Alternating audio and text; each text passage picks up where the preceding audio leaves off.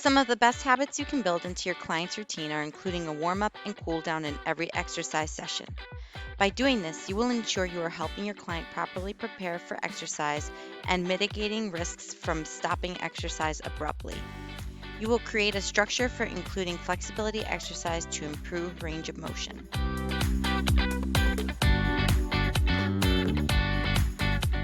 How do you structure a warm up or a cool down?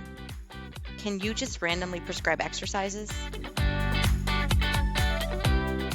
What are the purposes of the warm up and cool down? Why is it important to include them in every routine? After watching this video, you will be able to prescribe appropriate warm-ups and cool-downs. The ACSM recommends that warm-ups and cool-downs meet minimum criteria. We have integrated recommendations from research to create generic structures that you can build on to improve your skills and practice prescribing more exercises. First, we will talk about warm-ups. Then, we will talk about cool-downs. For your average client, the warm-up will last a total of 10 to 15 minutes. The warm-up has 3 parts. The first part is myofascial release. This part should last 2 to 3 minutes and should focus on muscles or muscle groups that need to be stretched or lengthened. Typical areas to roll include hamstrings, hip flexors, and IT band. The second part is a general cardiovascular warm-up. This should last a minimum of 5 minutes but can be as long as 10 minutes. You can prescribe walking, jogging, biking, any activity that is light to moderate in intensity. The target heart rate range is 50 to 60% of heart rate max. The third part is the specific warm-up, which lasts about 5 to 8 minutes. The specific warm-up includes both flexibility and neuromotor exercises.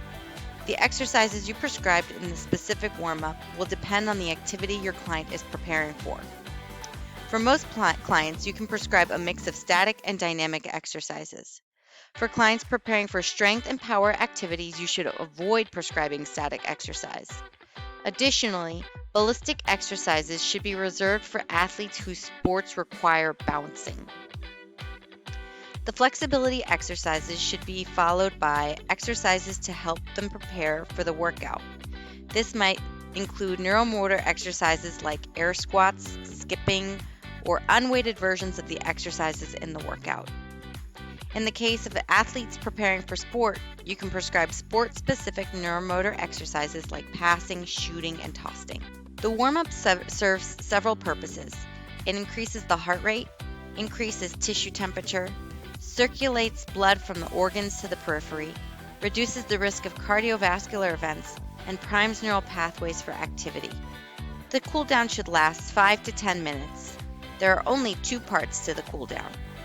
The first part is the general cardiovascular cool down.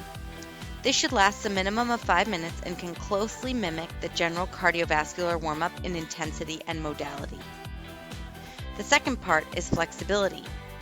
Here, it is most appropriate to prescribe static and PNF stretching. Your client can make big gains in flexibility by taking advantage of tissue pliability following exercise. The purposes of the cool down are to decrease heart rate, decrease tissue temperature, circulate blood from the periphery back to the organs, and just generally bring the body back to a resting state. A warm-up should consist of myofascial release, a general cardiovascular warm-up, and a specific warm-up.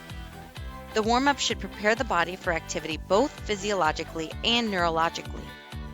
A cool-down should consist of general cardiovascular cool-down and flexibility exercises. The cool-down should gradually bring the cardiovascular system back to a resting state and take advantage of soft tissue pliability to increase range of motion. For more information on warm-ups and cool-downs, please refer to chapters 15 and 16 in ACSM's Resources for the Personal Trainer 5th edition.